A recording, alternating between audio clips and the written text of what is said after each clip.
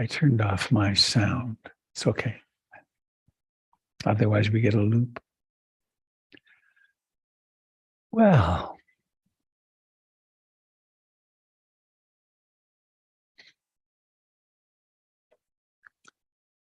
hello, dear, beautiful Dharma friends.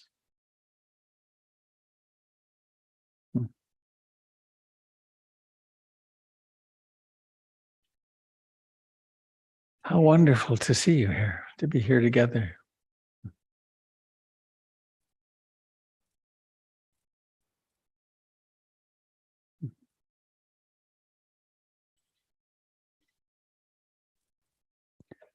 I'm a little bereft of all the clutter around me, the cables and struggle with the broadcast. And Trina and Dan have it in hand over here. It's the cleanest setup we've ever had, I think. And they kept, and Paul Levine also, who's really, he wrote the manual basically for it. And we had a wonderful consultant from an organization called Mac Power or something.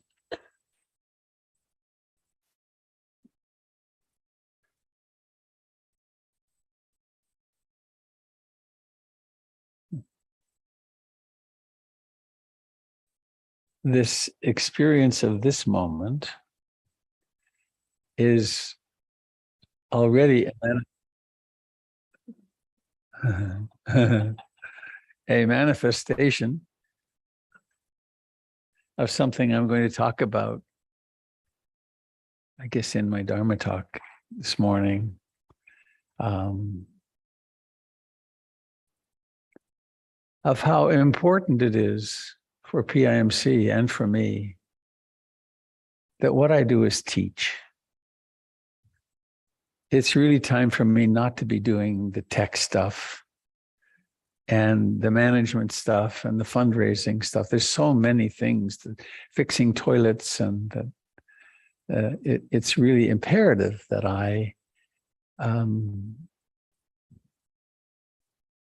I'm going to read you a little bit of a letter I wrote to the board and teachers, but one of the things in it was I'm turning 75 in a few weeks. In fact, you are all invited to my birthday party next Saturday night, 7:00 here. The food is going to be incredible. We have live music with Dan and Nick and their groups, and it's going to be a fine time. 7:00, 7 to 10.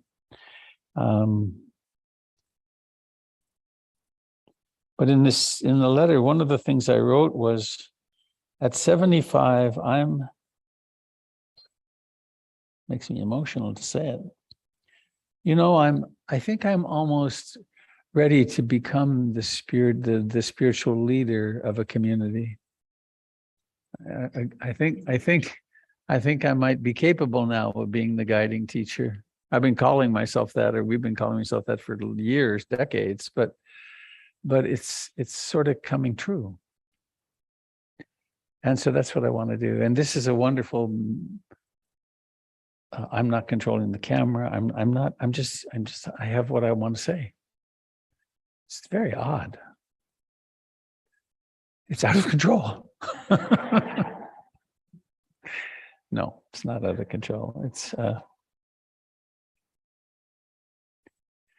way back when, I don't know how long ago it was. We used to do mass mailings. We did big mailings, 2,000 pieces of mail, and we sorted them, and I took them to the post office, and you get a bulk mail rate if you sort them.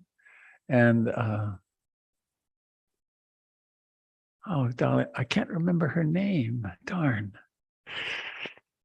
Person came along who said, you know, I maintained the database. And a person came along who said, I could help you with that. And I was very distrustful. But she took it. Her name, she took it. Well,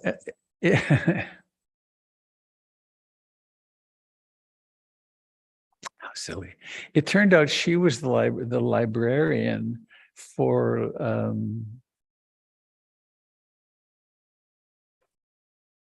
one of the big hospital systems. She had advanced degrees in data management.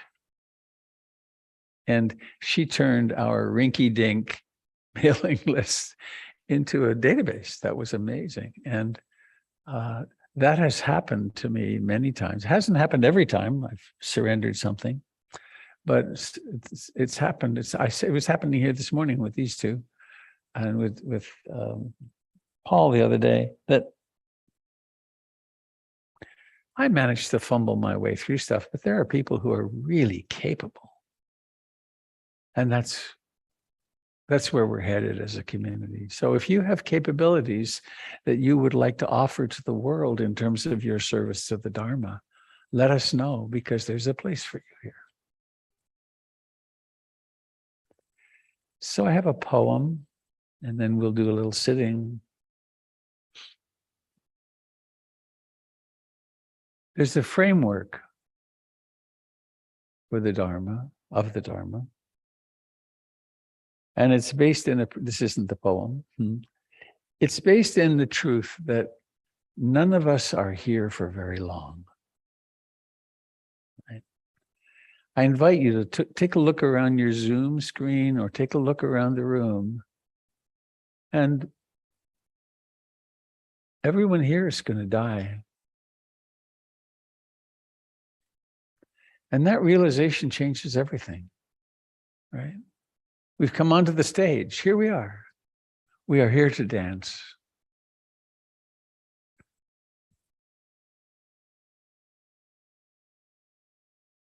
Reminds me, one of the things, we have one commercial song, which we're going to play at my birthday party. We're going to have live music otherwise, but we're going to have the my anthem that has stuck with me for about a month now. It's Florence and the Machine's song, Free. And near the end of that song, there's these, I didn't hear these words the first 50 times, but then I heard them, and I can't not hear them now. Is this how it is?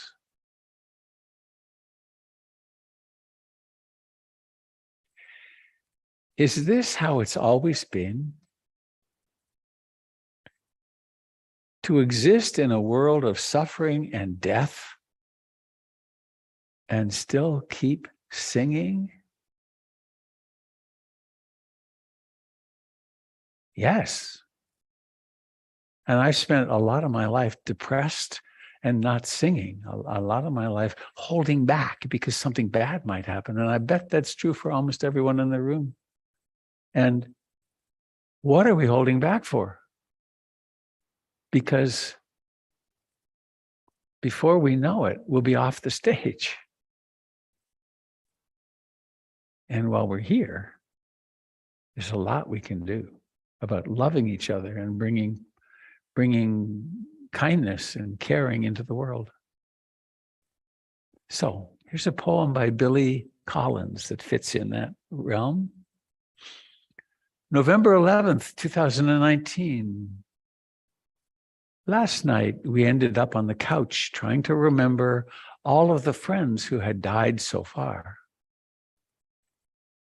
And this morning, I wrote them down in alphabetical order on the flip side of a shopping list you had left on the kitchen table. So many of them had been swept away as if by a hand from the sky. It was good to recall them. I was thinking under the cold lights of a supermarket as I guided a cart with a wobbly wheel up and down the long, strident aisles. I was on the lookout for blueberries, English muffins, linguine, heavy cream, light bulbs, apples, Canadian bacon, and whatever else was on the list, which I managed to keep grocery side up. Until I had passed through the electric doors, where I stopped to realize as I turned the list over that I had forgotten Terry O'Shea, as well as the bananas and the bread. That's a good line, isn't it? I'd forgotten Terry O'Shea, as well as the bananas and bread. It was pouring by then, spilling, as they say in Ireland, people splashing across the lot to their cars. And that was when I set out walking slowly and precisely, a soaking wet man bearing bags of groceries, walking as if in a procession, honoring the dead. I felt I owed this to Terry, who was such a strong painter, to almost forgetting him, and to all the others who had formed a circle around him on the screen in my head. I was walking more slowly now in the presence of the compassion the dead were extending to a comrade. Plus, I was in no hurry to return to the kitchen, where I would have to tell you about Terry and the bananas and the bread.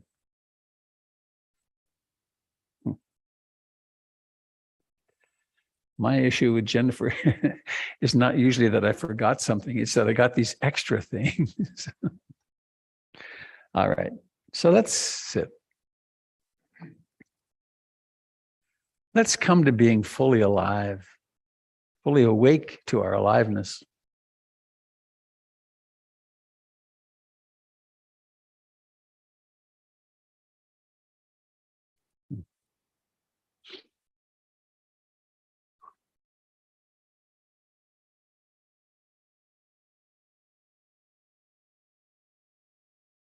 We could think, now I'm going to do something special. I'm going to meditate. Or we could think, oh, great, I get to sit here and do next to nothing for a while. I don't even have to try to have fun or be entertained.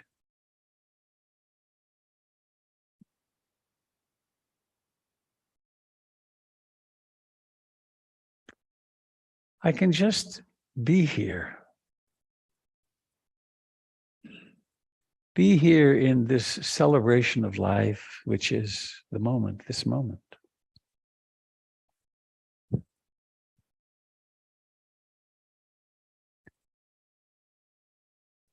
I can notice where the body touches the cushion, the chair.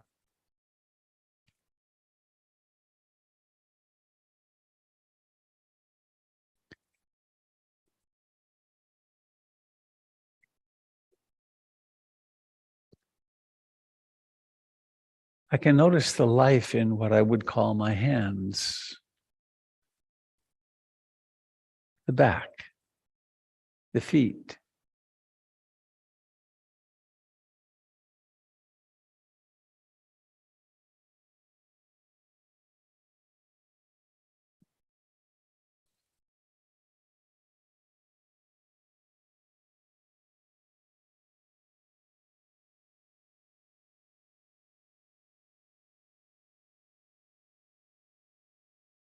I can notice the life in the face.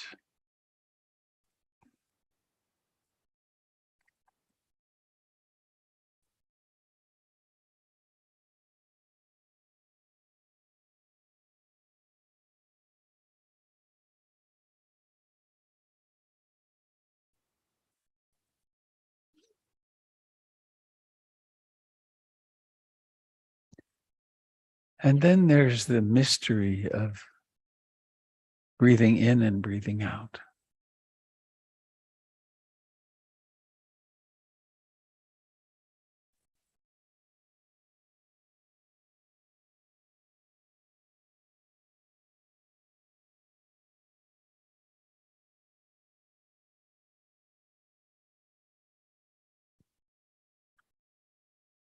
We take this breathing pretty for granted.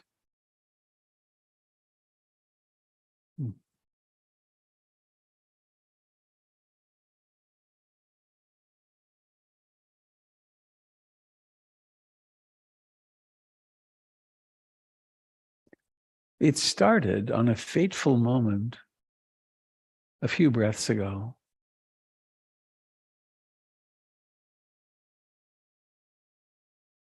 Where we had each struggled for a while to get out of our mother's body. Or maybe we were snatched out in a C-section, one way or another though. As soon as she couldn't breathe for us, we took our first gasping breath.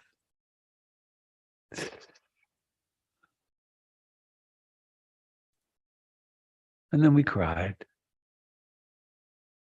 Crying's necessary to get the lungs to work, and pretty shocking to be exposed to different temperatures and touches.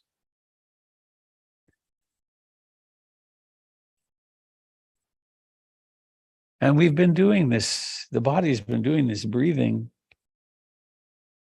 without ceasing so far for years. And it will do this until our lease is up and we exit on an exhale.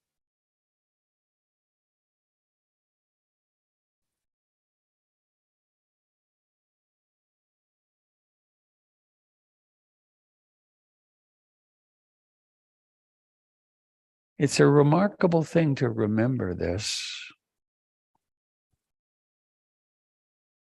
Remarkable is the wrong adjective. It's a mysterious thing to pay attention to.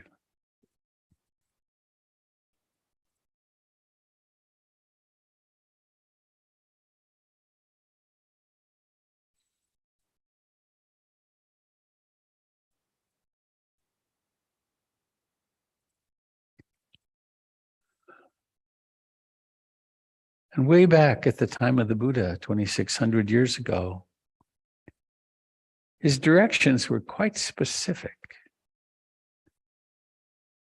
Sit down comfortably upright, relinquishing covetousness and grief concerning the world, releasing the past and future.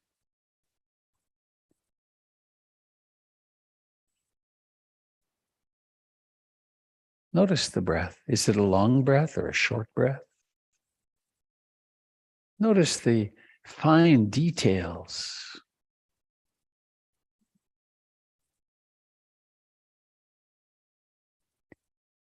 Notice the beginning of the breath. Notice the end of the breath. This breath now.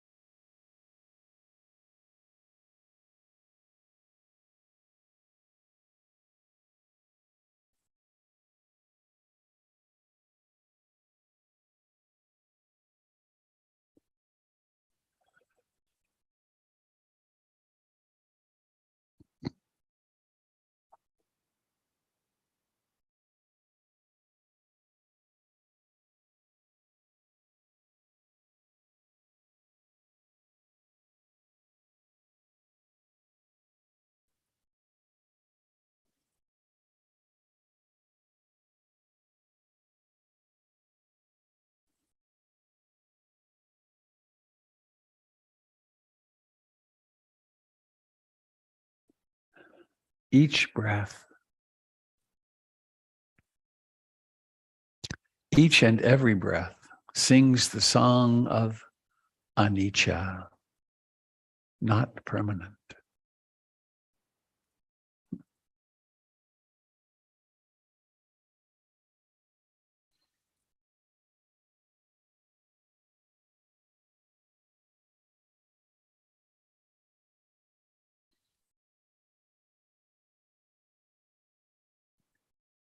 Of course, thoughts sing the same song.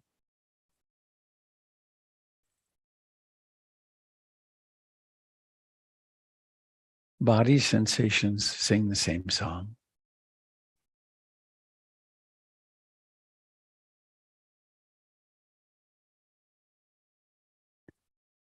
Memories of the past and plans for the future are the same song. Coming into being and disappearing.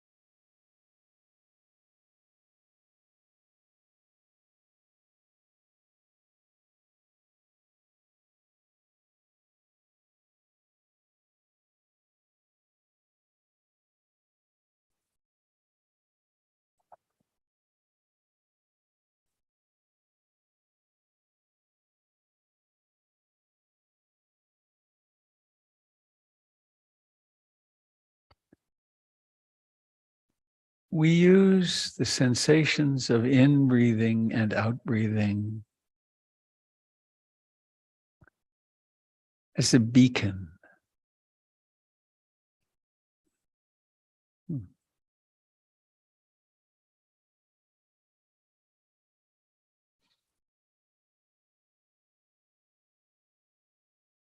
Sailors have used lighthouses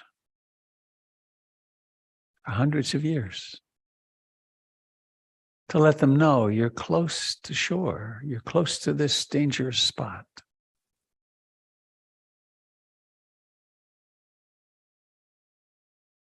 We use the breath as a sort of lighthouse.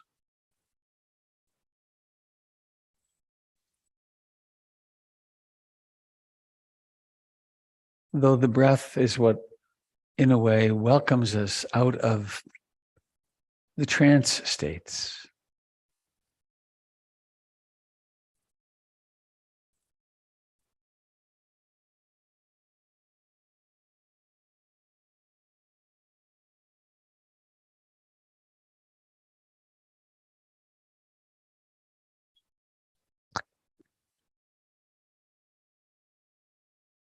And in our attending to the body and to breathing, it's very tactile. This is not a cognitive or thinking process. We're not creating an image of the body. We're not describing or writing a poem about the body. We're actually inhabiting it.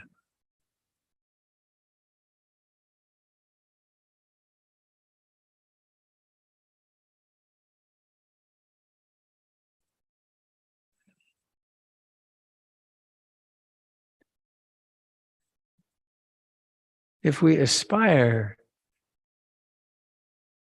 to being responsible environmentalists, to taking care of the earth, we have the earth right here. Not metaphorically, but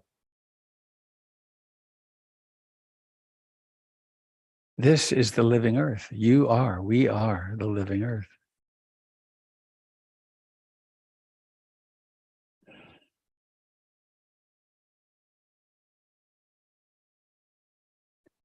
Come home to the aliveness that is this little piece of the living earth.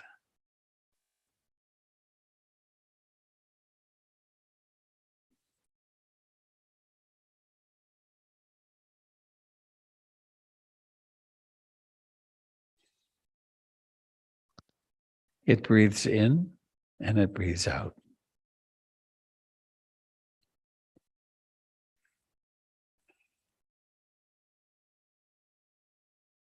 And a lot else happens, of course. The mind wanders.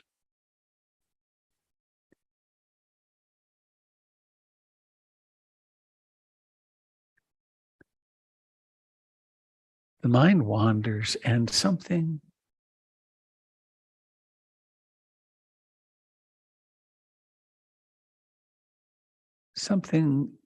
indescribable happens, actually. Awareness receives or knows that breathing is happening.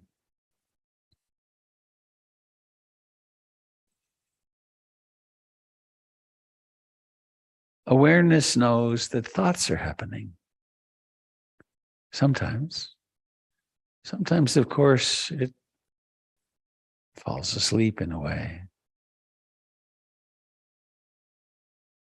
And then the mind goes on with its conditioned thinking, planning, remembering, worrying, self-hating, other-hating, all the activities that it does. But then, mindfulness, sati, springs into existence or is manifest again.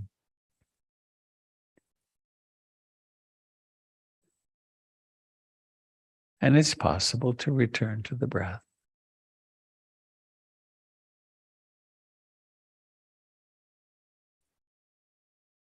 So let's not make a battle out of it. Let's not make any coercion or violence out of it at all.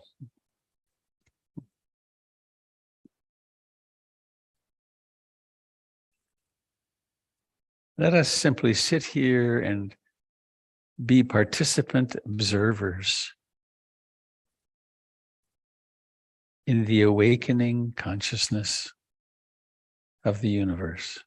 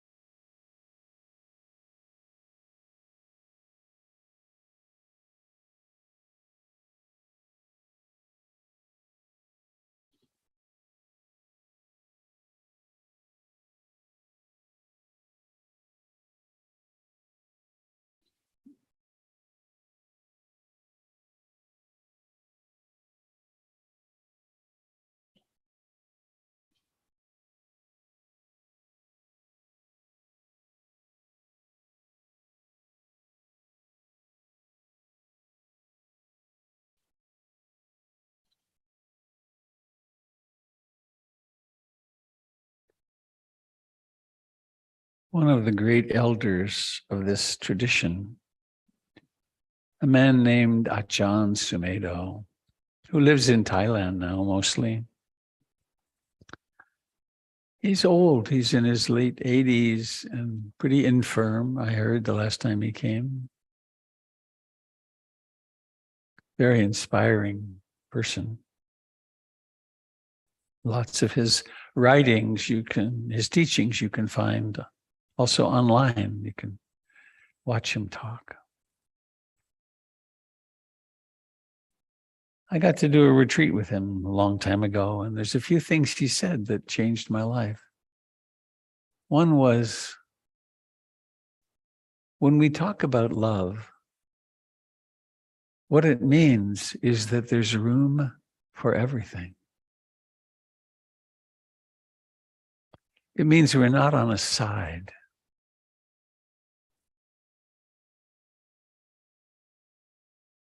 There's not the good guys and the bad guys. There's us.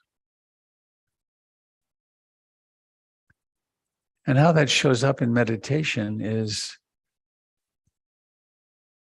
We're not putting concentration on the breath up on some pedestal to worship. We use it as a beacon, as a tool. And then sometimes, in this moment, for instance, you can notice, is the mind of right now focused and calm and concentrated? Or is it perhaps restless and agitated, worried?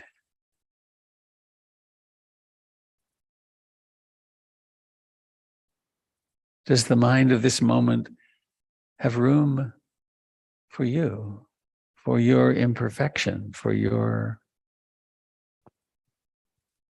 Does it have room for your self-criticism? Or the self-criticism? Does the mind of this moment want something? Is it caught in wanting, desiring? Or is it caught in the opposite, disliking, resisting?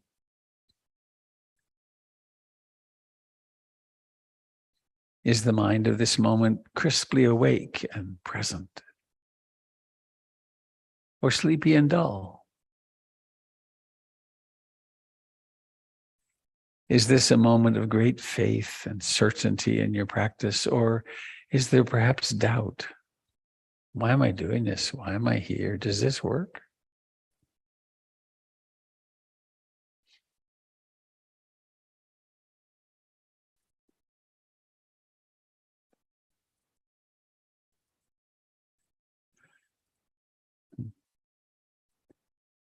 In the words of another great teacher of our time, Ajahn Chah,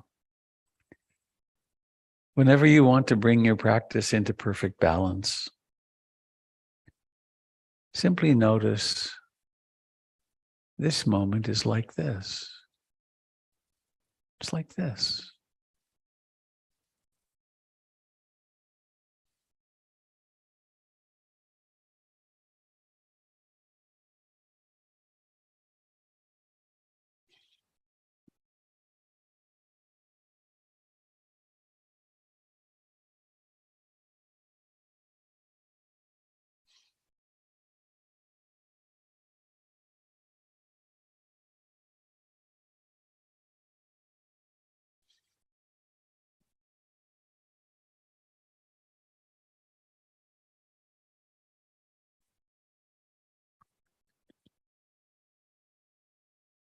We can check our hearts and see, am I meditating now so that I can improve myself? Or maybe someday down the road, if I'm good enough or go to enough long retreats or something, then I'll be enlightened and then things will be okay.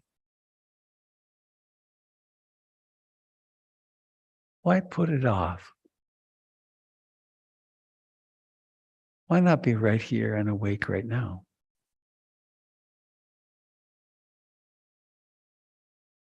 This, of course, requires love.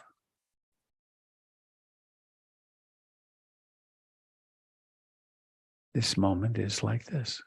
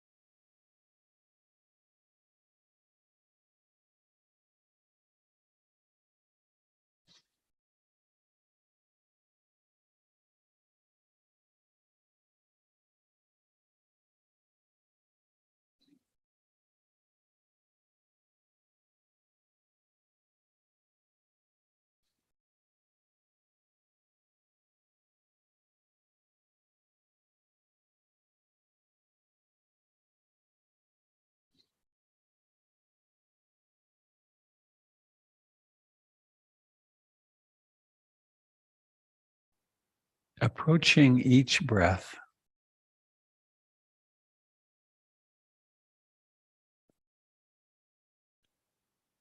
as though it were your beloved who just stumbled into base camp on Annapurna, who you thought was gone, or who just woke up from a coma.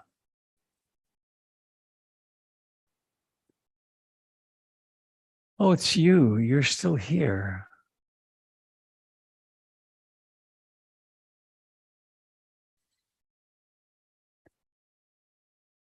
Receive each breath.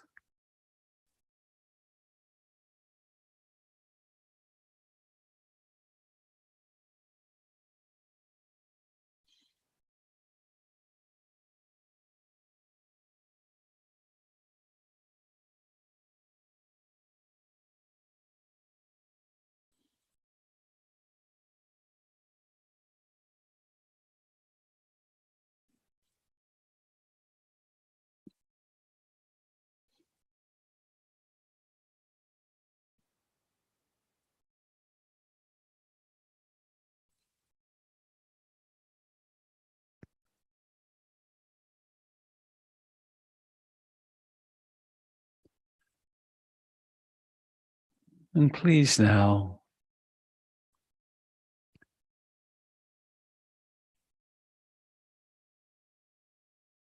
let's go a few steps further into acknowledging our oneness with the earth.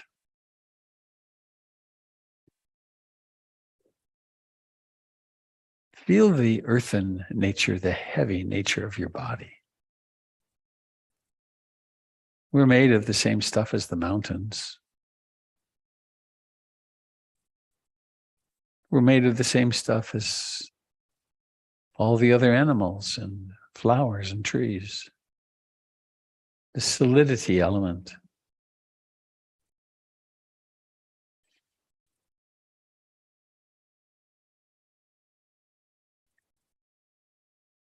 And notice the movement in your body. There's the movement which is the life itself and the movement of the breath, the air element. There's nothing to figure out. It's just there.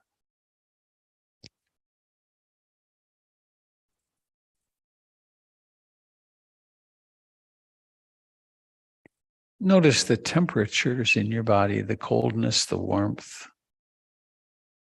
different in different places. Fire.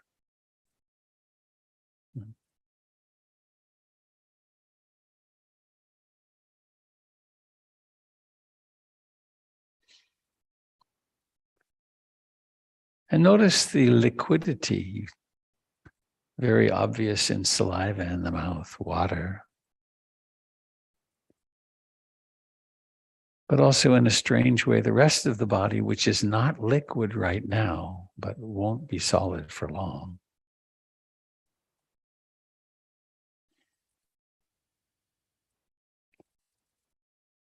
And so we embrace our earth, air, fire, and water, which is the living earth that we are.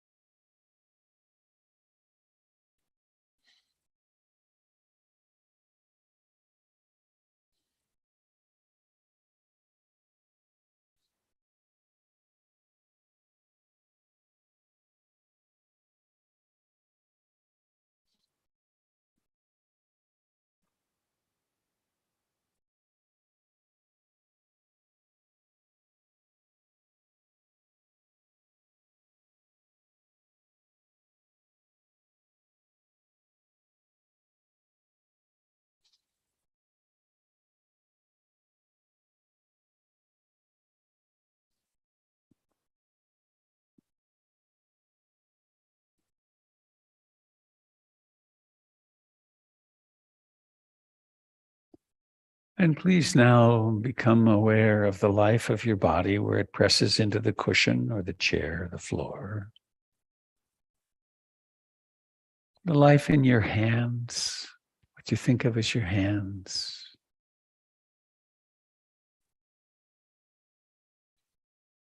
The ballooning of the breath.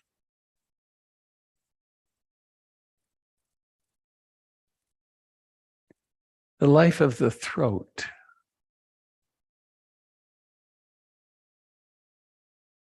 Softening any tightness you find in your throat.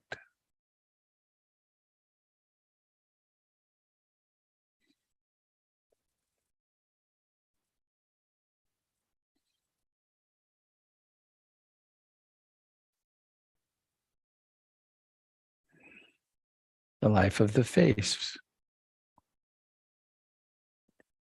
The cheeks, the eyes, the nose, the forehead.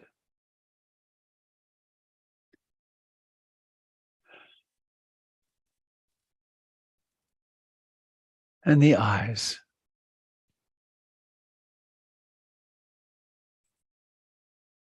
And please, notice what it takes, the preparation it takes to plan to open your eyes.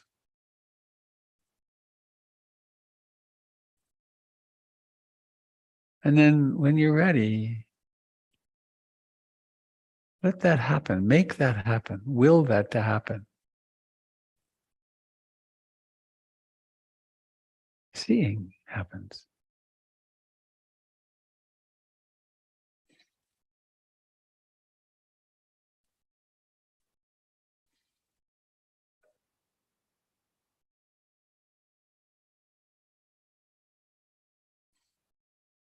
Seeing, and then on Zoom, take a moment to look around into the other Harry Potter windows and see these other pieces of the living earth, other manifestations of yourself. And here in our Dharma hall,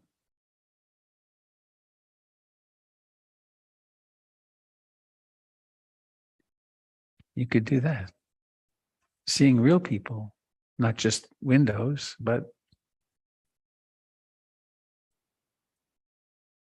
and notice what happens. There's something very special that happens when eye contact happens. It can be scary, right? But it can also be quite... Not so long ago, I started noticing the eye contact that happens when I'm driving. You know, it can be 2 lanes away and I'm looking over and the person looks over and, you know, most often people look away, but it's actually a fine practice when in a busy place, like a mall or a train station or an airport, I like to walk awake and seeing, and every now and then you'll meet somebody. And it's like, I see you seeing me and we're here. Doesn't take any more than that. Sometimes it's a little wave. It's like, yep, we're both alive here.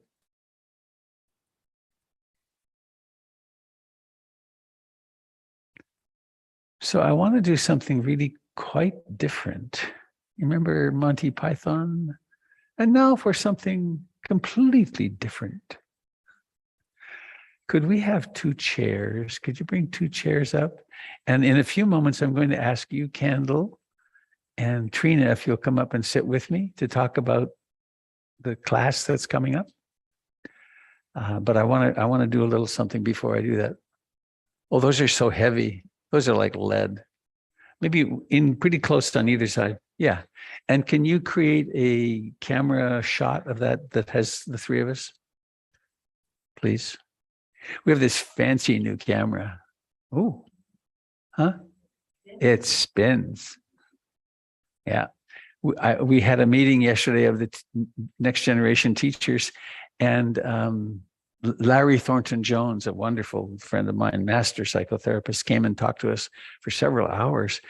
And each person was a location with the camera.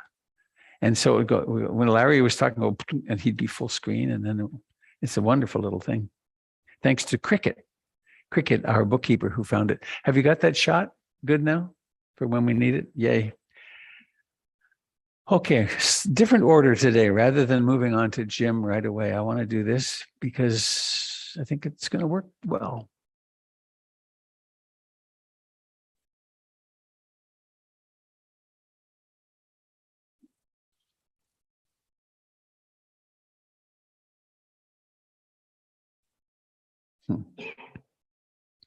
I can see your mask pucker when you smile.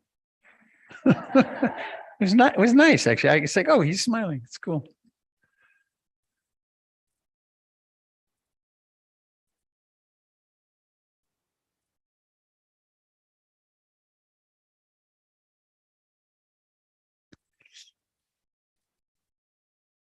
I know I have caused some consternation among some people in my talk of retirement. And I am nowhere near retiring. In fact, I invite you to my 75th birthday party. And I might as well now invite you to my 80th birthday party because I intend to have it here too. And perhaps my 85th, until it doesn't make sense to me for me to be teaching. I have a deal with the teachers to stop me when it's time. But anyway, I've been confused. What am I going to do? And I had a wonderful meeting with a woman named Stephanie Smith, who's been consulting with me for years about PIMC. She's a nonprofit consultant. And we talked for 15 minutes, and all of a sudden it just became totally clear. And then I wrote a letter to the board and the teachers, and I want to read just a couple little pieces out of that. I don't want to go on for too much. The question before us is not how can Robert retire? It's instead, how can we evolve PIMC into a thriving Dharma center in which Robert teaches and in which there are several other centers of power and activity, all which will support him and the other teachers in bringing the Dharma to life. The purpose of the transition is to create a community which is strong, diverse, financially stable, and capable of transmitting the Dharma. It will be supportive of community members and teachers and will provide an environment of friendliness and community that serves everyone. We must strengthen the governance and management structures and get many more people and voices involved on every level. This is the vision of a thriving community which will have a broad base of teachers and will be able to take my eventual departure in stride. Don't need that. This is not the moment for me to be thinking about retirement. I'm not even interested in that. It's actually time for me to cut loose from anything in my work life that keeps me from focusing on teaching. I've been practicing, studying, teaching, meeting with people therapeutically and as a teacher for more than half a century. Now that's pretty damn amazing, isn't it? Half a century to bring to fruition the ways that I can now teach and guide people in their healing and awakening. In reality, I'm just now becoming capable of being the guiding teacher of a meditation center. I believe the center needs some form of executive director who can help us create it as a functioning business. We need to tap into the talent of the community and create organizational structures that can spread the work around and set loose the vast creativity that exists among our members. We need to discover ways of outreach to the greater community of Portland that can put the gifts and skills of our teachers and community members into action. I need to be freed from everything except teaching. I find that I carry a very burdensome backpack that's profoundly distracting from what I'm gifted at and I want to do. And then there's some proposals, some things. So that's pretty straightforward, isn't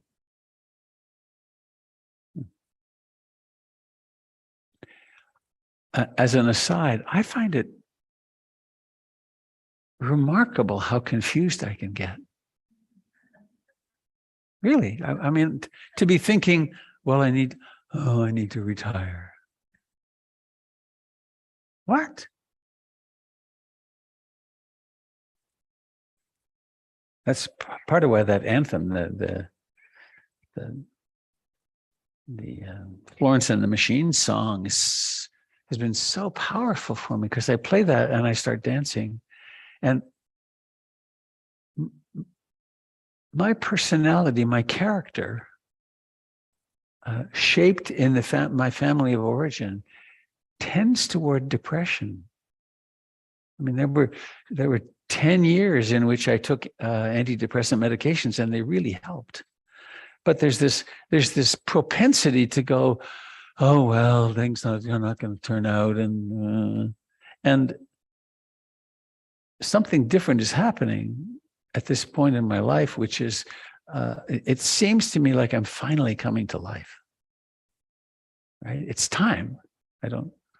It's time. But there are many things that I'm doing that I just couldn't get around to, because the weight of my personality actually was significant. And so that's, anyway, it's not time for me to withdraw. It's time for me to engage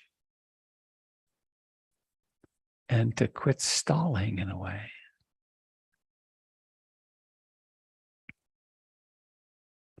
So I offer this as an invitation to you to don't wait till you're 75, for God's sake. Start living more now and practice deeply, and also help us build this place. Help us build this.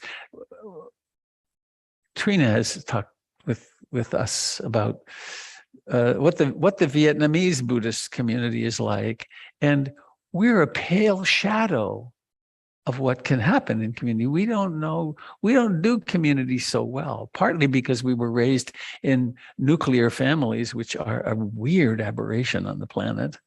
And so we're very isolated, and so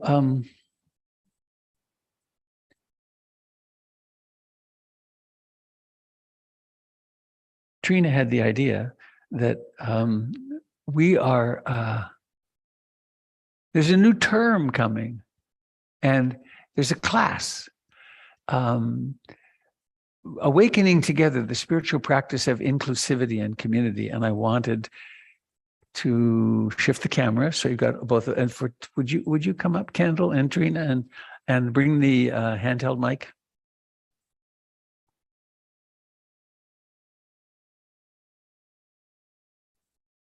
As they're coming up, I want to get a hold of Trina's hand before I say this. It is such an honor and such a relief to have help. I can't tell you how there's a whole level of anxiety that isn't here I'm not running the tech. It's just incredible. So thank you, Dan. Come, Kendall, please.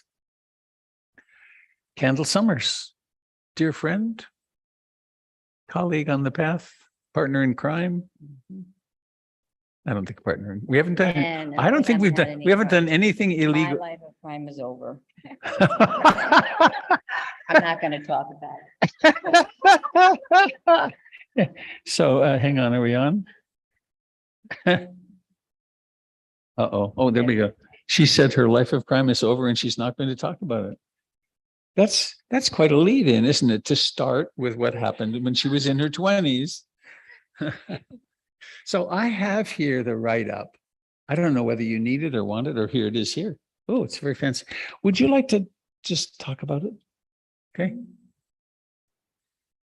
Yeah, hold this. Hello. I haven't seen you all in real person for a couple of months, and it's really nice to see everybody. And just to tell you how appreciative I am to be able to be a part of PIMC.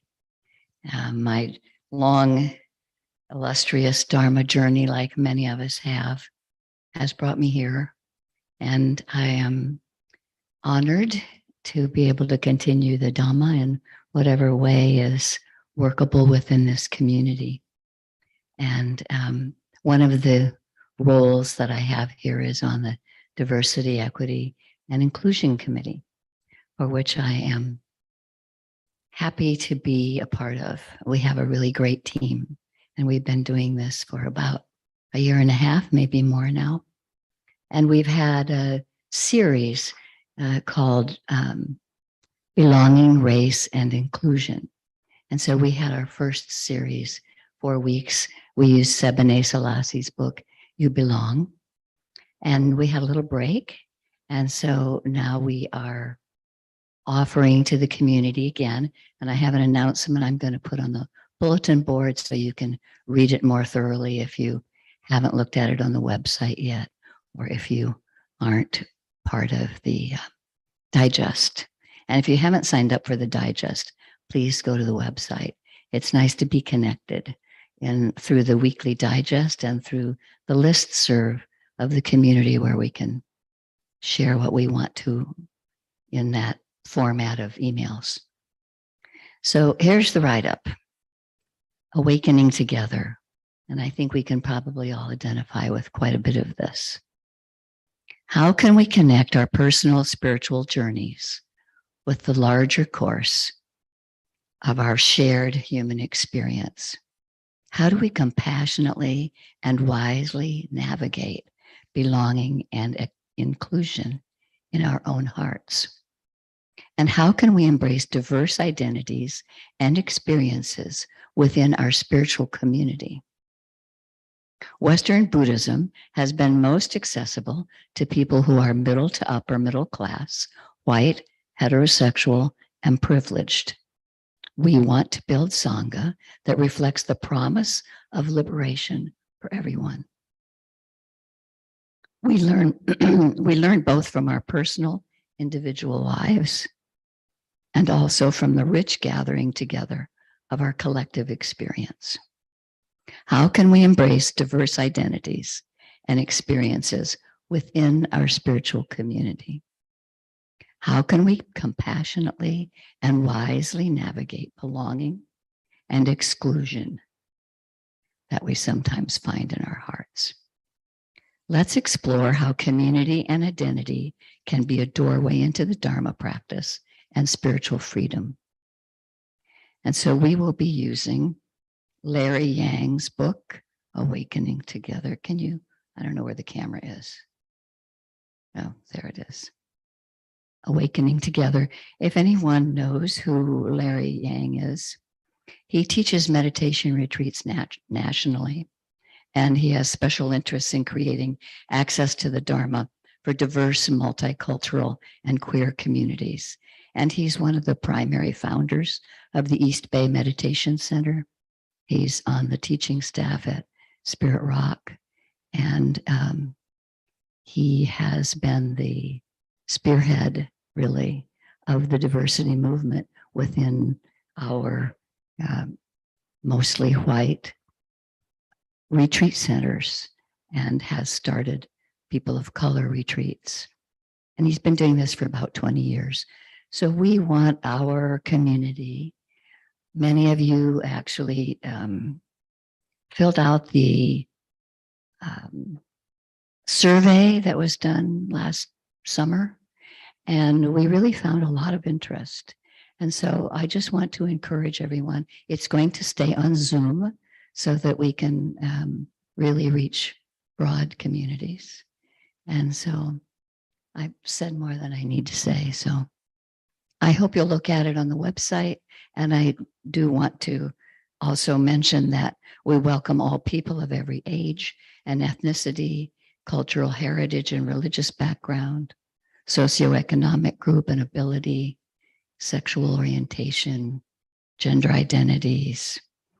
And there is a registration fee, and it's a sliding scale scholarship option. So no one's turned away for lack of funds.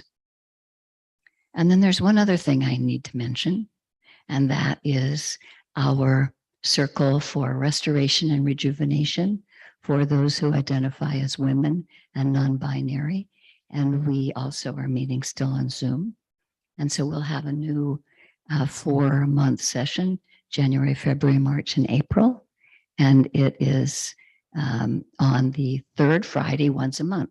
So it's not too much to commit to. And many people have loved coming to it. And so maybe we'll have some new faces this time. And there's one more thing. And this is the most important thing.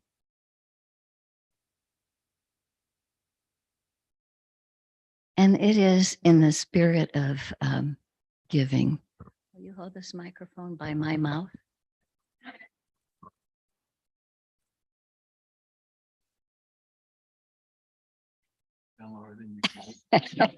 I got my other foot back. I've got my other foot back. It is with great pleasure and honor. And you know how much I really support generosity in my life and how much I appreciate the teachings of the Dhamma and them being able to be offered to others for generations to come. And it is always the greatest pleasure to be able to give dana directly so that we can both appreciate the joy of the moment. And so here is my dana for your birthday and for the continuation of the practices here at the center for all of us together in community. I'll go put it in the dana bowl. Okay. Did you want to say something about that too?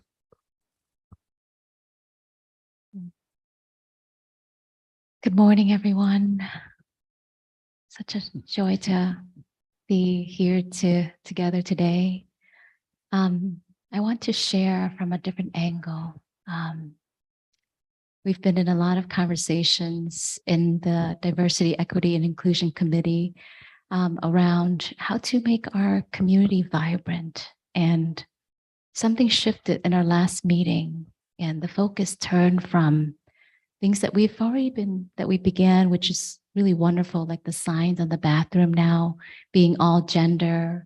There are flags for the LGBTQIA plus community to feel welcome, Black Lives Matter flag out there. And then what shifted in this meeting is turning back towards the heart and soul of what makes community community.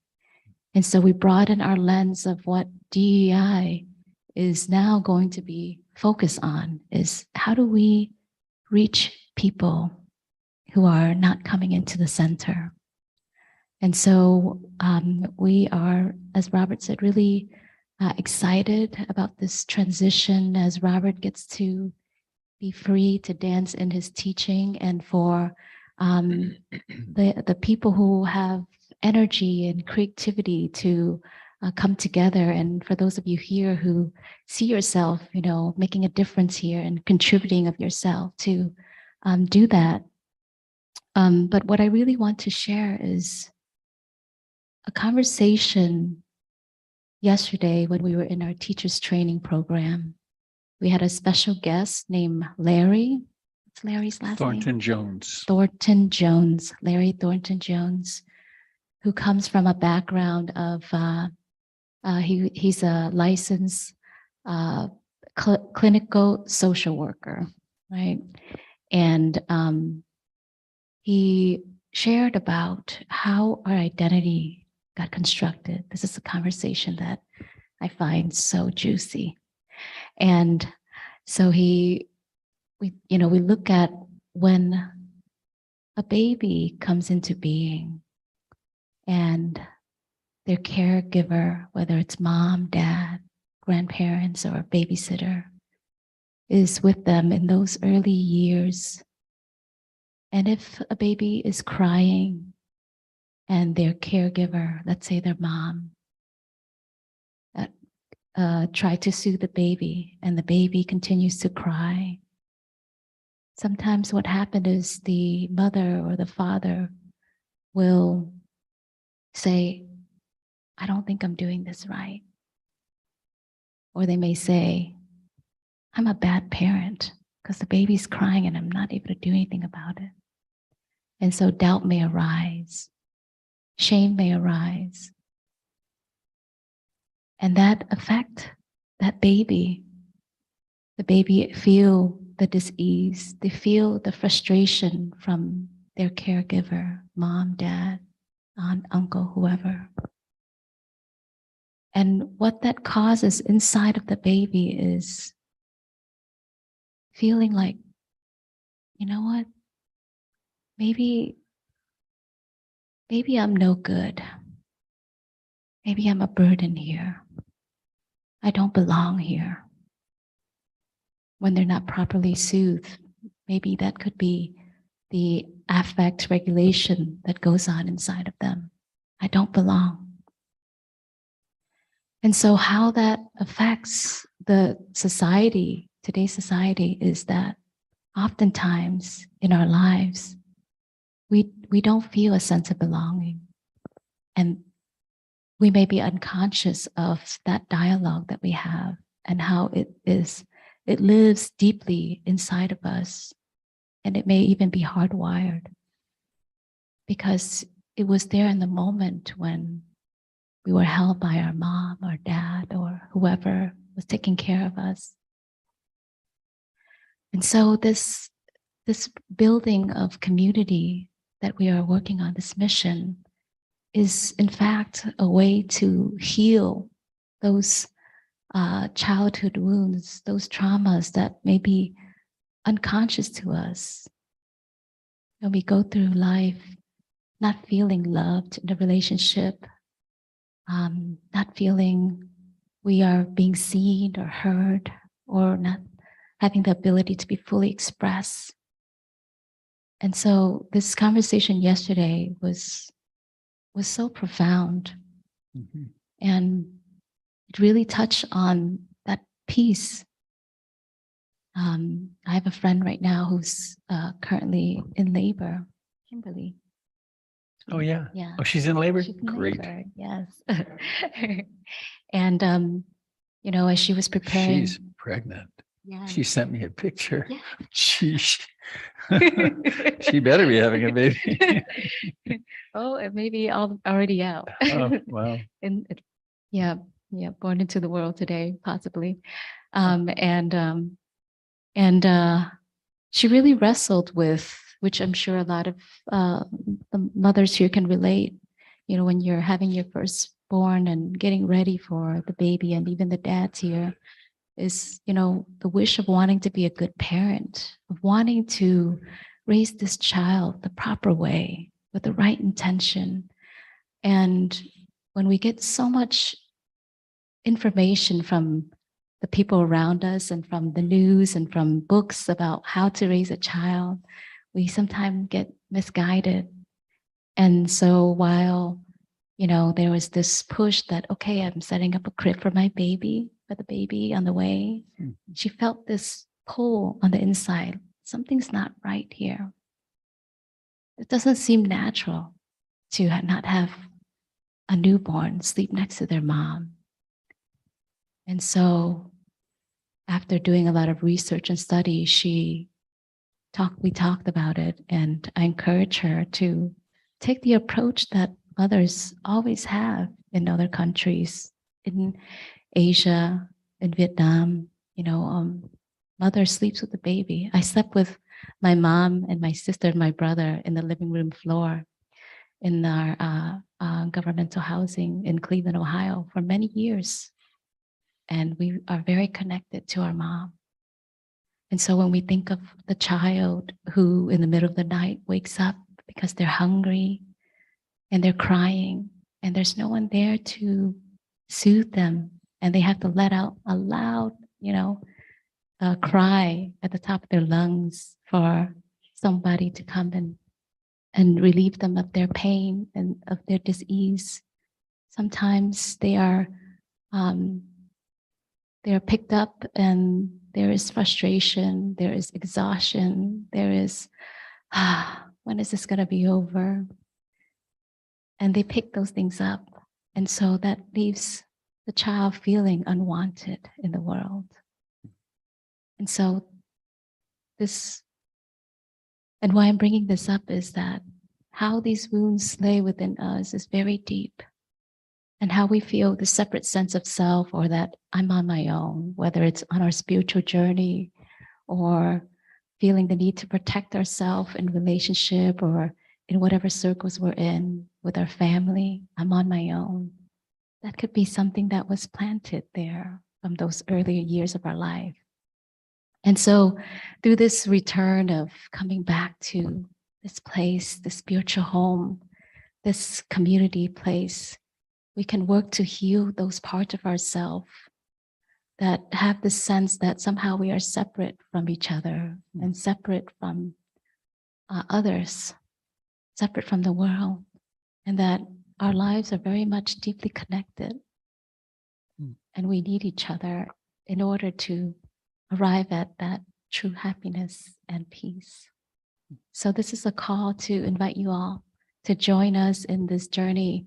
It's a 6-week journey of awakening together.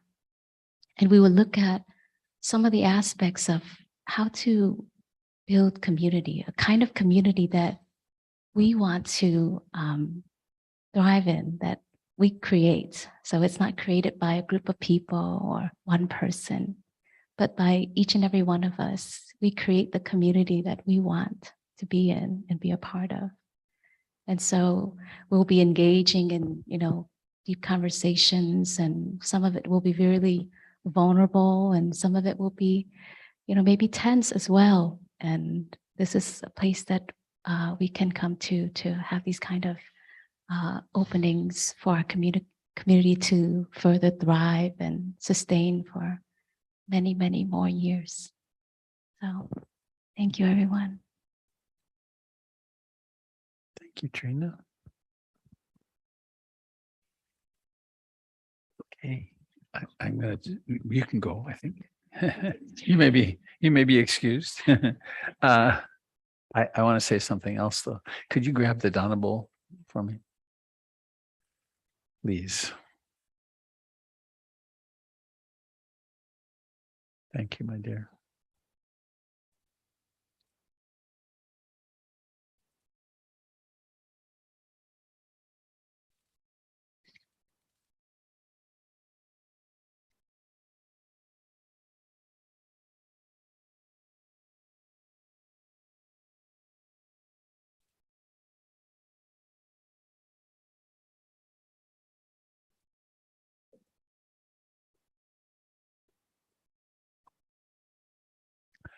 In the first psychotherapy class I took 40 years ago, I remember the teacher saying, wounds to the self that occur in relationship are healed in relationship.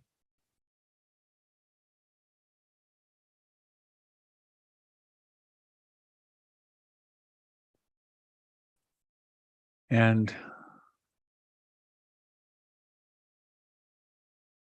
I'm understanding that in terms of Sangha, in terms of community, that it's not a reach to say that we need each other. We actually really do need each other. We have to have Freud. Freud spoke about, he was off the deep end in some ways, but he was also brilliant. And among the things he said was, what's needed to heal is a corrective emotional experience. So if you've been neglected by your parent and you presume you will always be neglected, and someone comes along and actually pays attention to you again and again and again, and they turn out to actually be your friend, then it starts to take that place that we have inside of like, I'm not lovable, or no one could ever love me, or that whole thing. And it starts to heal that. And that's the role of friends and therapists and teachers, but it's also part of what we do in community. And what my dream has been with PIMC is that, and it has happened in many certain circumstances. We've been doing this a long time. I started teaching in Portland in 1979, and we bought this building in 2004. But it was a substantial, it was a community. We often had 50 or 60 people on Sunday nights for a decade or two. So we have the refuges, Buddha, Dharma, and Sangha. And it's that I think we're speaking to here today, and with this new motion of that. And then on a kind of a tangential issue is this. Thank you for this candle. It's very This was my bowl. I ate out of this bowl in Burma back 40 years ago or so, when I was very briefly a monk with Tangpulu Sayadaw, the great old masters. And this bowl is symbolic. It's a transformer, which transforms your work, your income, your trust funds, your required minimum distributions from your taxes, your being sure to include PIMC in what happens after you die. This converts that energy of money into Dharma, into keeping the doors open. And so we haven't emphasized this very much, but part of the birthday idea, a birthday party, was to do it as a fundraiser. And it's going to be quite fun. We have a few items to auction off. One of the items to auction off is Robert takes you out to lunch, and Robert takes you out to dinner. So that's fun. But candle gives you body work, right? Yeah. So it'll be fun. But also to know that, I forget the number we got to, but I think it was $10,500 have been offered from several different donors. It will be doubled with any contributions to PIMC in this period. So if you have a $5 contribution becomes 10, and that'll be true through the birthday. So yeah. Part of the plan, part of what we must do is become more financially stable. We've always just scraped by. We've always had enough, but so that's part of the appeal. You probably received a letter. Many of you received a letter in the mail, and I invite you to take it out and actually do it, use it, and to go online and make a contribution, and to make a one-time contribution of whatever amount makes sense for you, what fills your heart. And also you can do that online, and monthly contributions really are stabilizing. So that's the Dana Bowl. That's what a nice thing to start with this. All right, Jim, are you still able to stand and come over here and do the thing? All right, and after Jim, there will be, I will offer a short Dharma talk.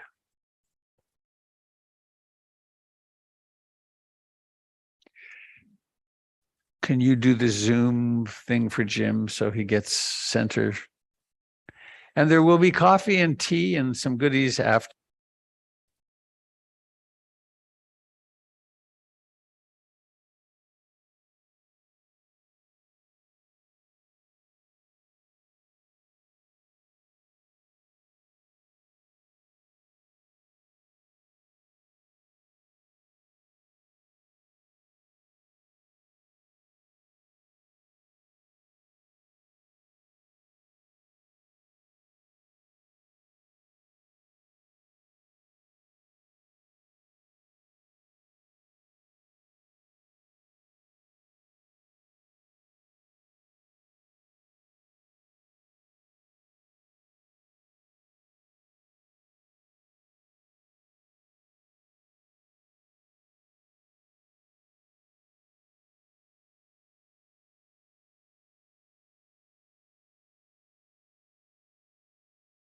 Just Press and hold. patience.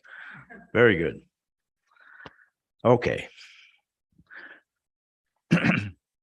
So I resonated a lot with the ideas about wounds being healed by corrective action. That's the whole foundation for Qigong, that we have blockages, we have injuries, we have tension built up in our bodies, that not just from working out 2 days ago at the gym, but all the way back to our beginnings. We have patterns of movement that are wounding.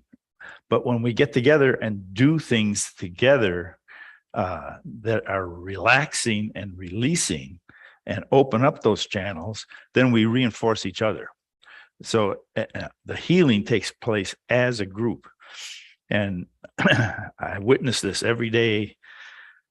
Well, yesterday I didn't see a group, but anyway, for the last week or so, I've had 5 or 6 sessions where people were able to, walk in one state and then say, I feel so much better when I leave. And it's the common movement.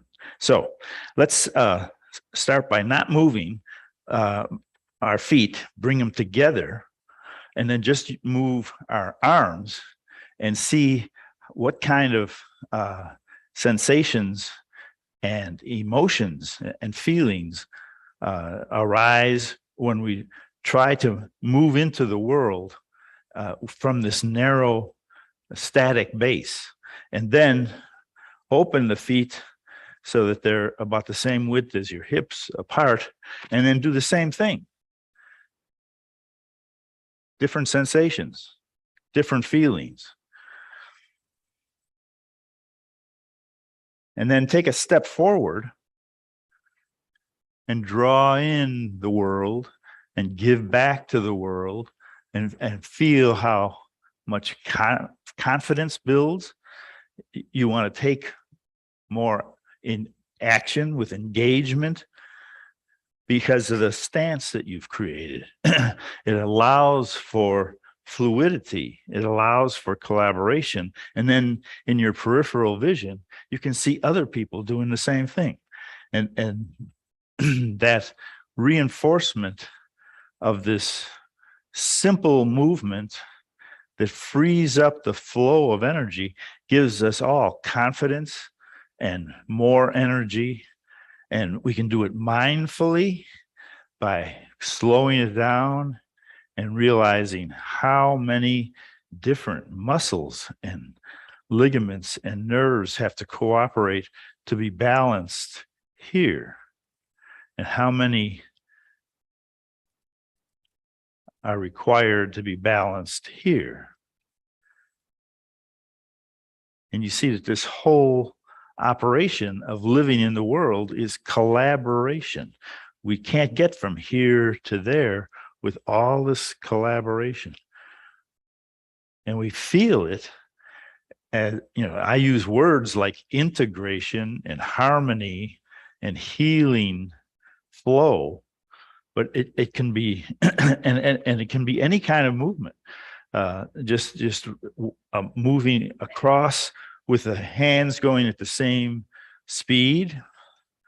There's a harmony. It's like the right hand does know what the left hand is doing. They're moving with the same speed and the same intensity. Or I can step out, take one hand and reach across and push with the other hand. And again, the right hand knows exactly what the left hand's doing and staying out of the way while the right hand executes its movement. The left hand's executing its movement in harmony, but it's not symmetrical. It's differentiated. So, and the brain loves to make little puzzles like that. What if I step out to the other side and use the other arm?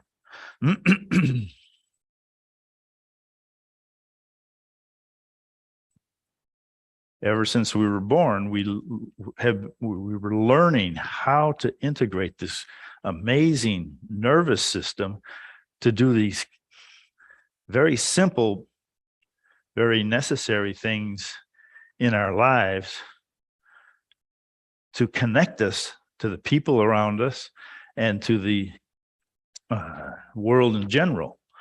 And one particular Qigong movement is called rejuvenation. It's like getting back in touch with that feeling of engagement with the world.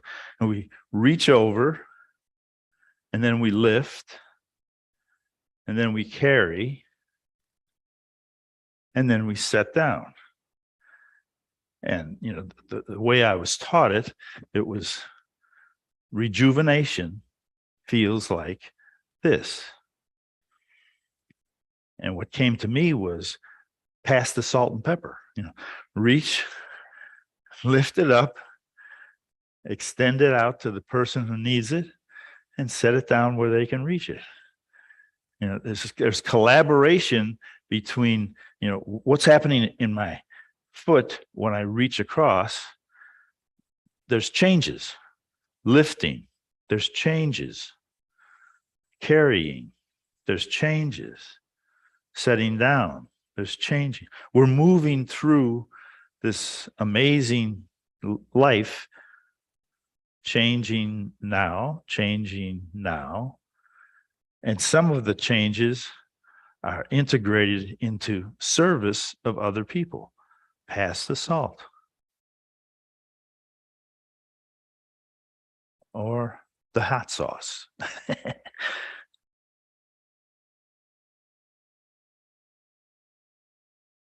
How many sensations need to be organized in order to serve the needs of the people around us?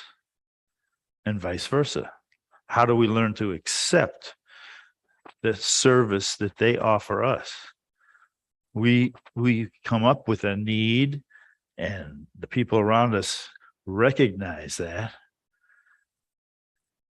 And we learn how to adjust the body, to open the shoulders, open the hands, and receive from other people. It takes collaboration of the earth, the water, the air, the fire, and the space. We have to make the space to receive.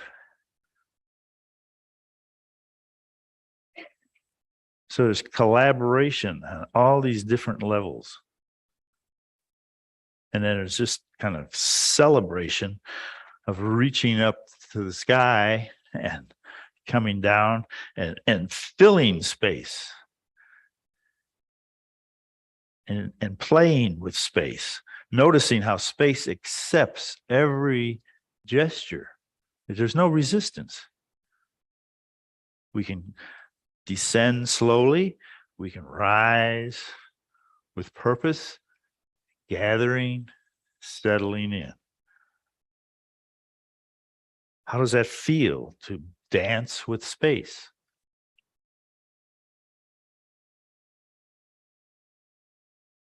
Once more.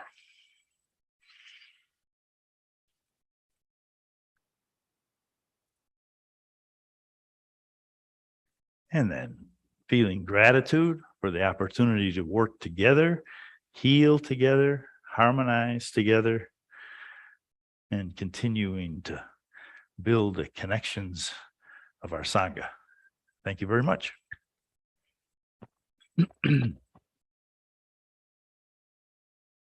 What did they do with your chair?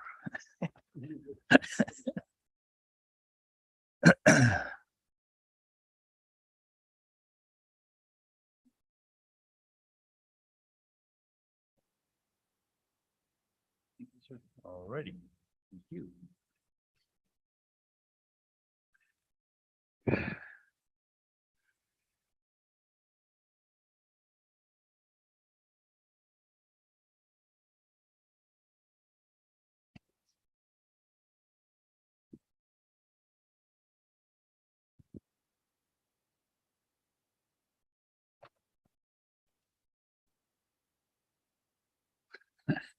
Always pushing the edge of the envelope here. Let me see.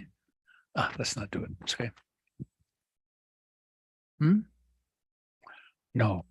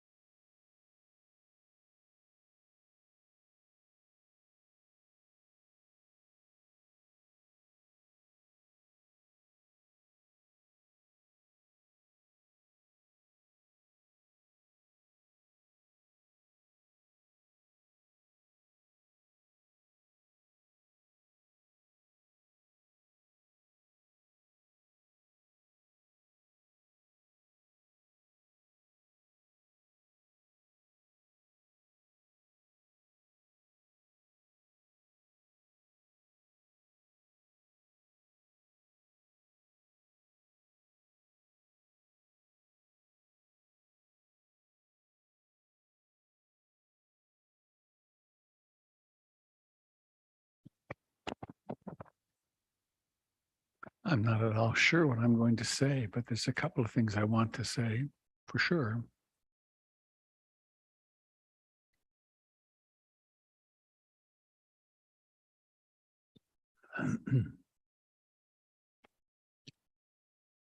Three.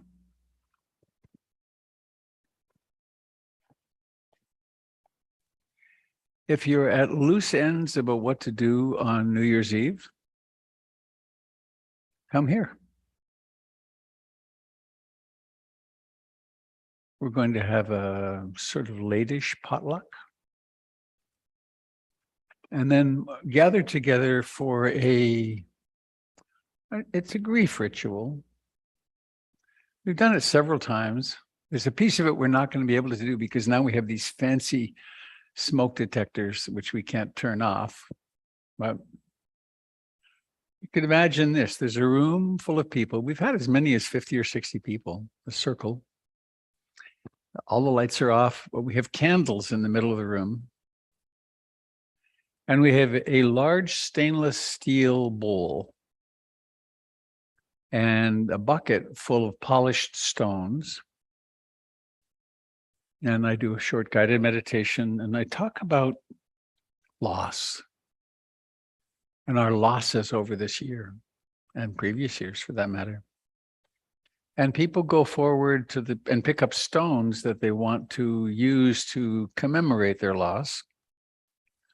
And then one by one, or sometimes in groups, and then we chant. And we chant this beautiful gone, gone, gone beyond, going, hail the goer, chant, gate, gate, paragate, parasam gate, bodhi swaha.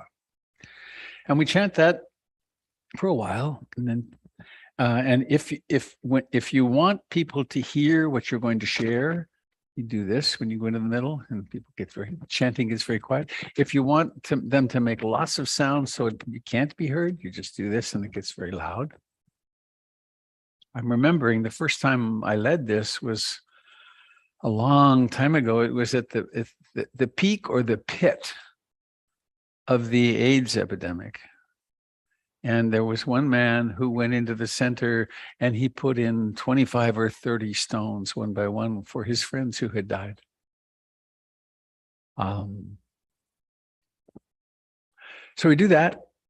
And then we can't do this. We have done in the past anything you want to write and then burn. We had another place for that, but we'll have to do it differently here. And that depending upon the size of the group, that can go on for some time, honoring our losses. And then we move toward taking refuge in the Buddha, Dharma, Sangha, and taking the precepts and refuge, and then meditating through into the new year. So it's a very wonderful way to have a nice time on New Year's.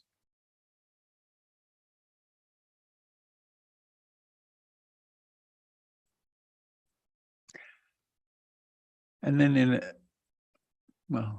it's a little similar.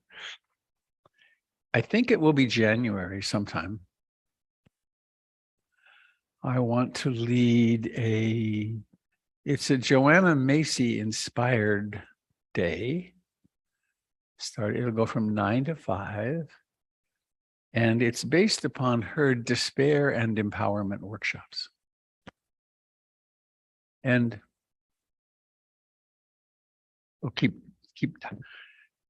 stop touching the microphone. All right. Thank you.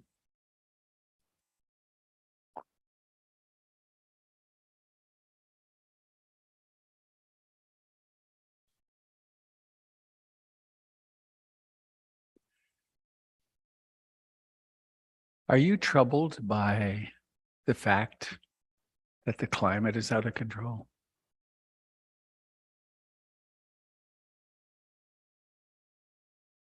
I was in Germany last summer at the same time that the Mississippi was running dry, the Rhine was running dry. Italy lost 1/3 of its crops last year. It's big. It's so big we don't talk about it. or we talk about it or how we're going to fight it or whatever. But there's something about opening up to the horror of it, actually.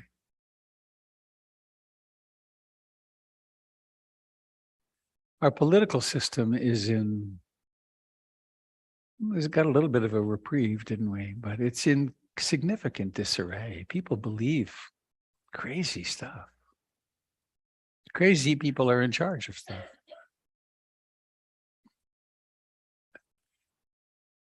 Many of us have sick family members or sickness ourselves.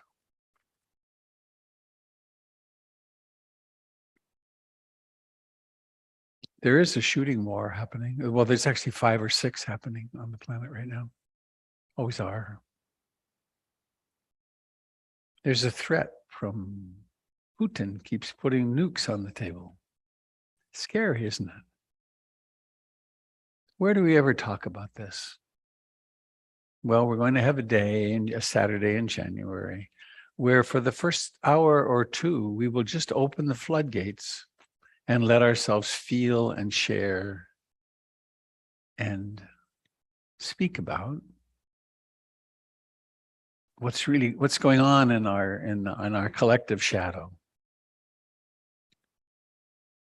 And then in the inimitable, well, I guess it is imitatable, because I'm going to be channeling Joanna. Then we will do some ceremonial work and come into the afternoon where we actually take our stand, where we realize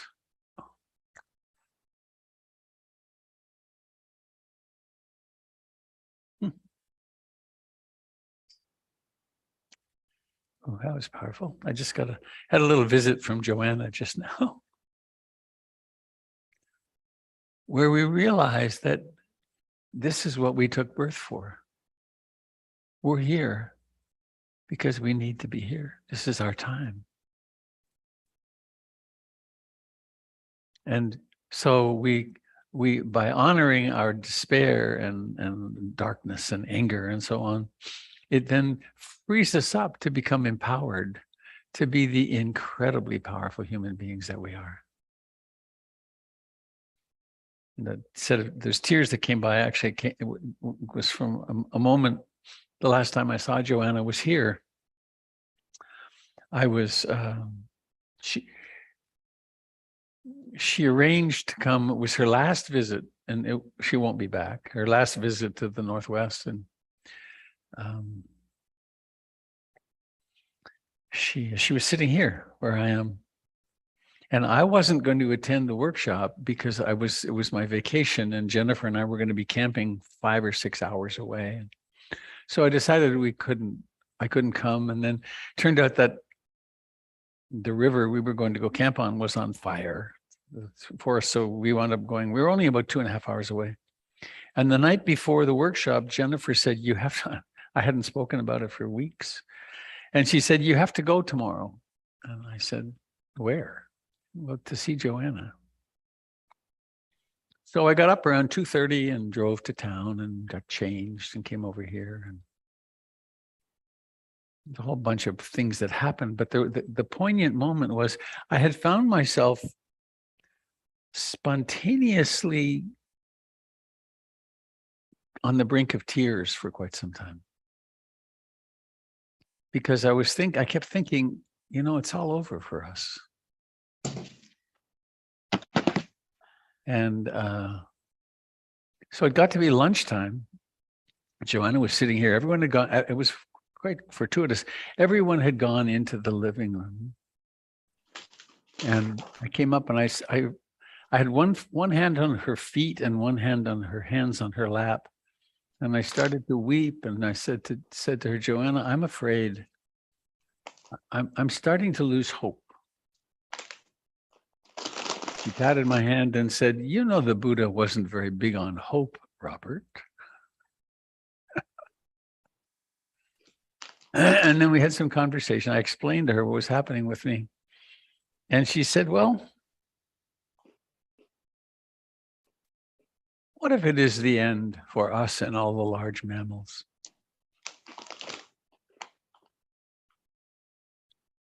Aren't you well positioned to help us love each other and be compassionate as it all ends?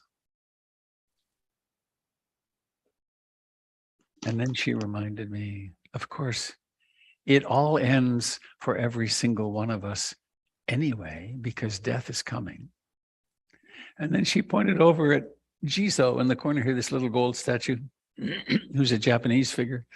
And she said, in the Tibetan iconography, Jizo is some other name, and it's some archetype, some deity who is born in the fifth something or other hell, the darkest, the most awful of the hells. And she said, and he takes birth there because he brings light and compassion into the greatest of pain.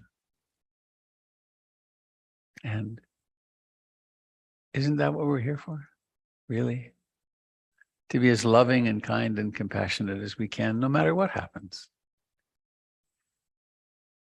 So that's my invitation. I hope it doesn't scare you off. It'll be I would promise you this, it will be a day in which there is a lot of love and compassion, and that you will feel empowered by the end of it. And then the third thing,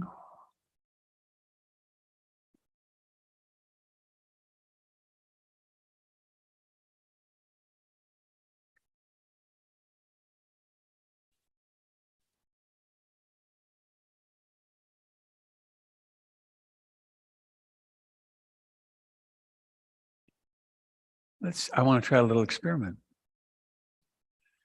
Please, without changing position, bring awareness to breathing and keep it there for a little while.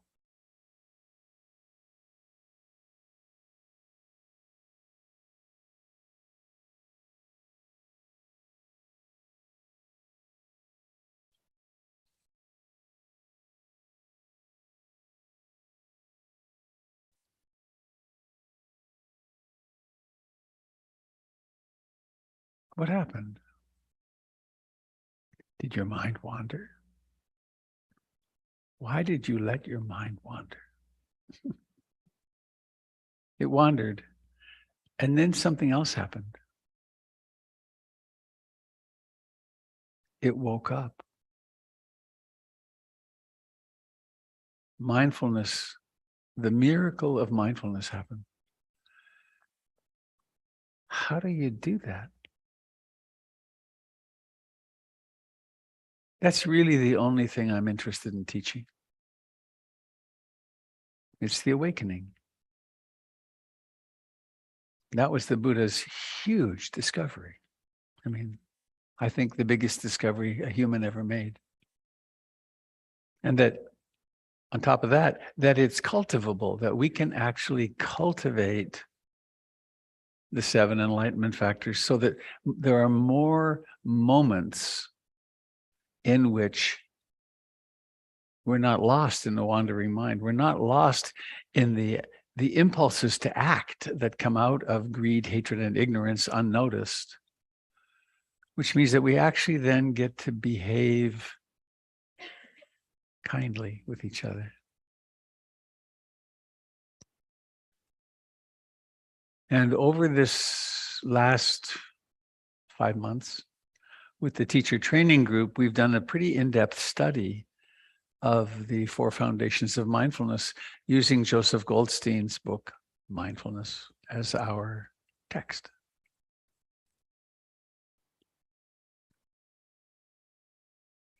Backing up a little bit.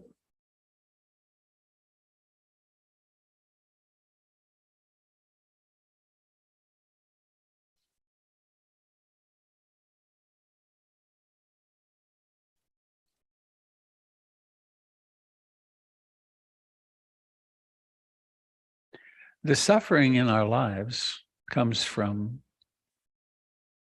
the demand that things be a certain way. Right. And lots of things don't go the way we want them in our lives. Among them, we have experiences like sickness, old age, decay, and death, birth, sickness. And we get to be with people we don't want to be with, and not with the people we do want to be with. And we get to have tons of experiences we don't want to have. And we don't get to have the experiences we do want to have frequently, and we suffer. And we suffer because we have a self that says, I don't want it to be like this, but it is like this. So how can we possibly stop suffering? How can we reduce our suffering? And that was what the Buddha's great discovery was, that the suffering is optional. The fact that our lives are going to be pleasure and pain and gain and loss and all that, that's a given, right? That's the physics of a human life. It's just like that. But the Buddha discovered that it's possible to study that, to really become aware of that and the dukkha that arises out of wanting it to be a certain way. And that it's possible rather quickly to start suffering less. I mean, I've seen it hundreds and hundreds of times with students. And so there's a systematic training we can do. And then it's easy to say, everything's impermanent. It's a nice belief. It's a nice philosophical statement. It's also pretty easy to say, and you know, there's a lot of dukkha, there's a lot of suffering, there's a lot of disappointment that happens. A lot of things not turning out like we want, and therefore there's suffering. That's pretty easy to say, too. And I guess the third characteristic of existence is, it's easy to say, but often gets stuck, which is, and it's okay, because there's no one here anyway. Right? We're part of this mysterious process of the universe, and there is not an enduring self in it. So just notice this and everything will be okay. Well, among the teachings the Buddha offered, the Satipatthana Sutra, the 4 foundations of mindfulness, which is what Joseph's book is about. What if I really wanted to get free? And in order to do so, I would need to set myself free of attachment, of identification, of clinging to that which causes the suffering. It would really help if I had a map. It would help if I knew what I was setting myself free from. So there's the map, and the map says, well, there's this. There's your body. Why not learn how to study, how to attend to, how to examine, how to be fully incarnated, to see it? Is it really true that the body's impermanent? And then the body has these portholes, is the eye, ear, nose, tongue, feeling body, and then the mind is also another receptor. And that creates feelings, pleasant and unpleasant. And we go through the day being pulled to the pleasant and pushed away from the unpleasant. And it's happening all the time, right? Moment by moment, in small and big and huge ways. What if we could learn to observe those Vedanas, those feelings, and really study them, not academically, but experientially, and discover that they have a life of their own too. They're not personal, really. So there we've got the body, and the body's reaction, interaction with its sensed or sense objects. Well, there's much more to us than that, isn't there? There's the mind. And the mind can be expansive and contracted and filled with hate and filled with love. And so we can also become quite analytic in a way. It's not analytic, observing of the mind. Is there anything that lasts in the mind? I started out today by saying, I was so confused about my retirement quote. I mean, what the hell was going on there? I was really bollocksed up. I was kind of depressed about it. I couldn't, because I wasn't clear. it's unstable. And then the fourth foundation of mindfulness, which is vast. What about the 5 hindrances? What about the 7 enlightenment factors? And they are as real as, right? They're not tangible like this, but they're when your mind is full of restlessness and agitation, with just a little bit of training, you can observe restlessness and agitation as a phenomenon. Or when it's in sloth and torpor, falling asleep, you can really notice that. And the map teaches us, well, you could look at the 5 hindrances, the 7 enlightenment factors. You could look at the 5 aggregates of clinging. You could look at the 4 noble truths. In fact, you can observe all these phenomena that occur in your mind. And it's always with the same intent, which is, can I find something that lasts in here? And when we do a very thorough examination of it, and this is taking our meditation out of or way beyond mere stress management, which is a great reason to meditate, and even beyond psychological and emotional well-being. It's really asking the question, who am I? Right? What I mean, it's bizarre. What is going on here? Where did you come from? I don't mean Chicago or New Orleans. I mean, before you were born, where the hell were you? And where do you go after? Now, we can philosophize about it, but the Buddha said, why not actually explore? So that's a long way of explaining. In January, I'm going to start an 8-session class, Wednesday nights, in which we will, the first 8 weeks, we will examine the first half of the Satipatthana Sutra. There'll be reading and practice, and I'll give Dharma talks. And this is the new wrinkle that's very exciting, then the teachers in the teacher training program will be available to you to, as they've been doing with me, each week, you'd write them a 1-page, this is what I learned. This is how this Satipatthana Sutta is affecting my practice. Or it could be an email conversation, and I would leave it up to each person and to negotiate that with their teacher. There will be a 2 or 3 week break, and then there will be another 8-week class, which will take us to the end of the Satipatthana Sutra. So it's a 16-week in-depth practice class, and it'll change your life. I mean, you'd be so much more sure about what you're doing in meditation and why. So, coming attractions. New Year's, sometime in January, the grief and empowerment workshop, and then this other one. So I think, oh, it's already 12. Huh. That went fast.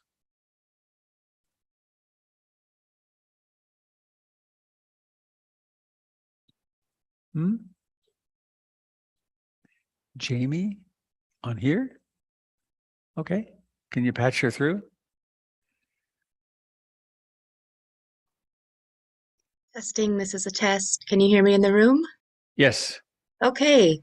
So good afternoon, Sangha. I know that it's been mentioned that the Robert's birthday is this Saturday, but one of the sort of less known facts about this event is that it will be on Zoom, and we've had a lot of fun preparing it so that it can be as inclusive as possible.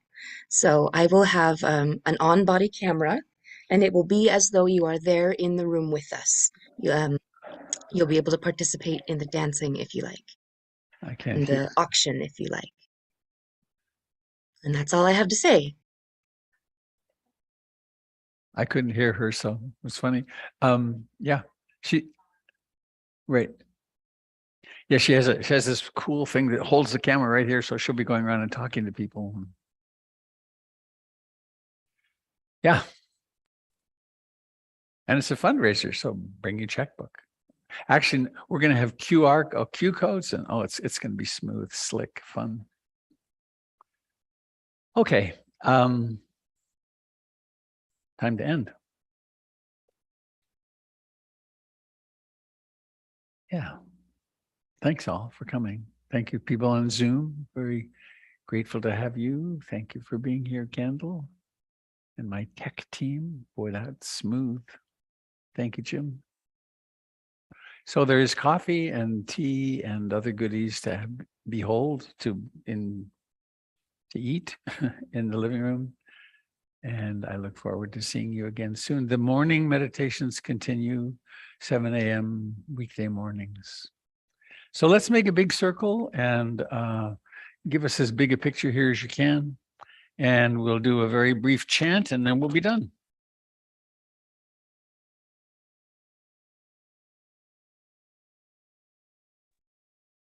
Come on up here, please.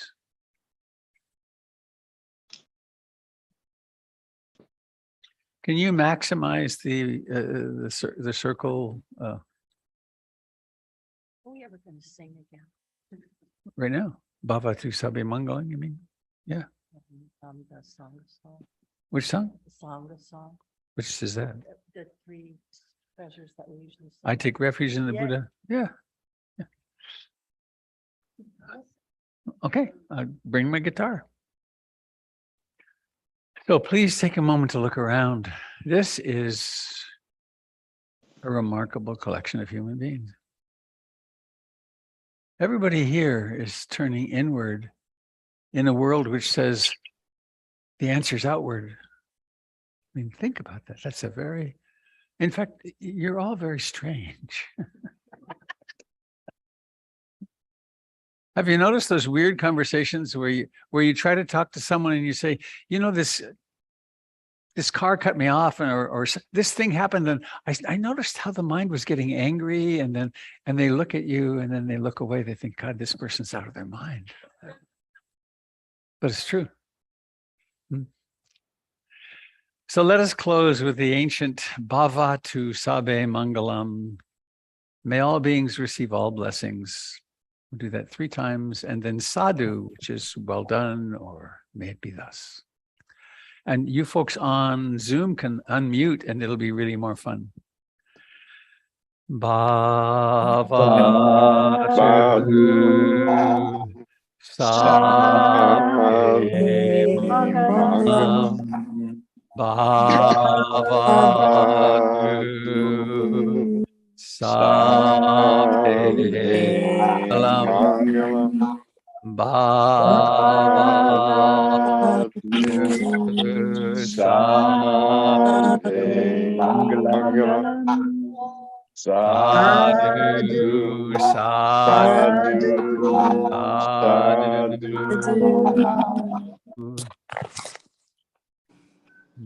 And now we get to try the great experiment.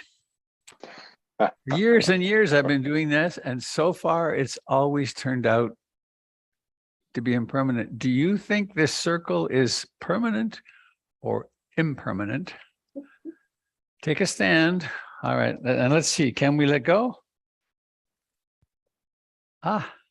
Shocking. Once again, it is impermanent. Thank you all for being here. Do come and have a cup of tea. The zafus all go on the benches, and the chairs get piled up at the side. Thank you. Thanks, folks on Zoom. Bye.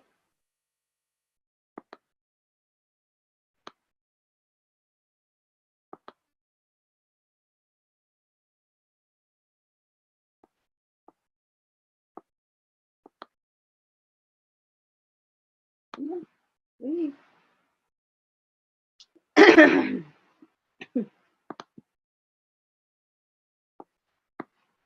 Let's do this.